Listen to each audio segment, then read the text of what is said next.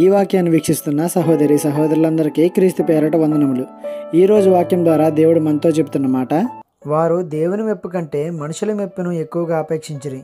యోహాను సువార్త 12:43. ఒక విశ్వాసి క్రొత్తగా రక్షణ తీసుకుని అనుదినం బైబిల్ ధ్యానం చేస్తూ ప్రార్థనలో గడుపుతూ విశ్వాసంలో బలపడుతున్నాడు.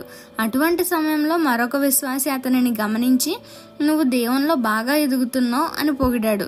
అందుకు ఆ విశ్వాసి మురిసిపోయి, నేను కాబట్టి ఇలా ఉంటున్నాను అని తనలో తాను అనుకుంటాడు.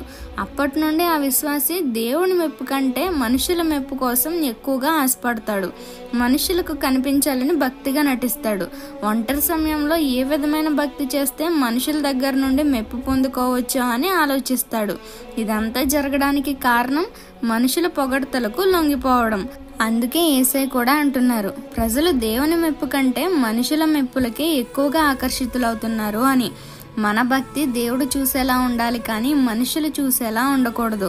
ఎవరో చూడాలని లేదా ఎవరికో చెప్పుకోవాలని భక్తి చేసి మీరు ఏం పొందుకుంటారు? ఒకసారి ఆలోచించండి. ఈ చిన్న సువార్త పరిచర్యలో మీ సహోదరులు. God bless you. ఆమేన్.